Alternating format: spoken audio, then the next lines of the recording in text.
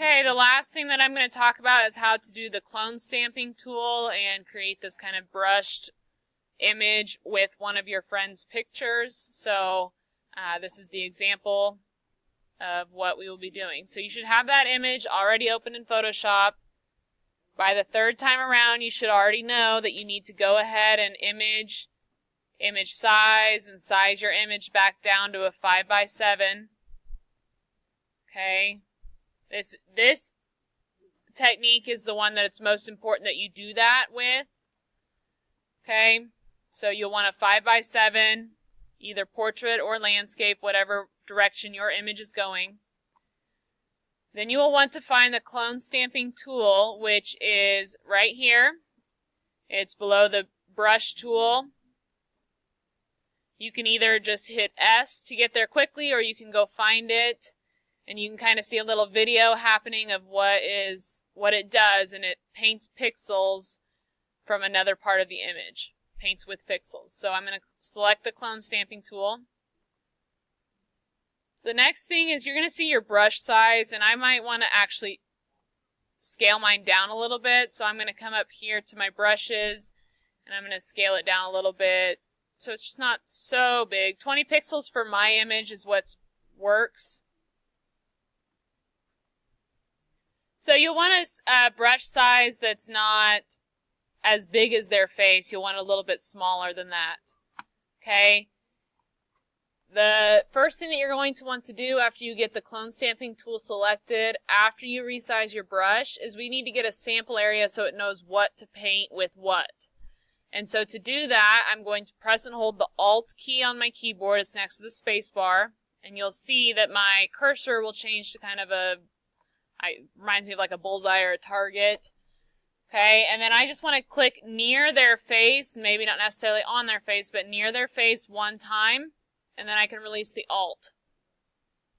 Okay, so if you see in my brush a little bit, it's got like the outline of Sawyer's hair about where I took my sample from.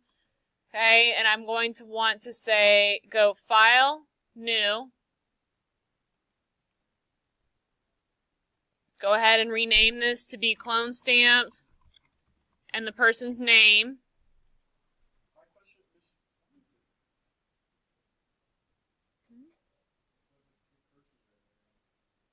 Okay, I'll show you what's going on here in a minute.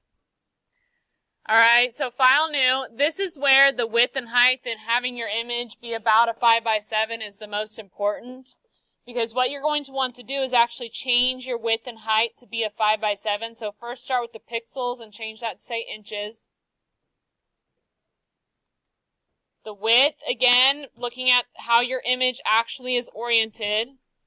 But Photoshop, the new version, is actually nice because you can say width 5, height 7, and then select which way your image is actually oriented, and then it'll automatically change the height and width accordingly. 72 pixels per inch, transparent background, say create.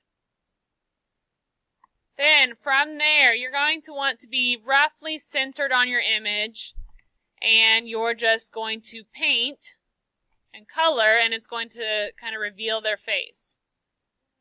Alright. If by accident you started too close to an edge, and so then you get some hard edges, you're going to want to restart, because what I don't want is for the image to be painted along here and then to have hard edges. So you'll want to just kind of color to reveal the face. I want kind of brush strokes. I don't want a perfect circle or square or whatever. Okay. And then how do we save it? Or what do we save it as? PNG. So once I get it how I want it, I will go File, Save As,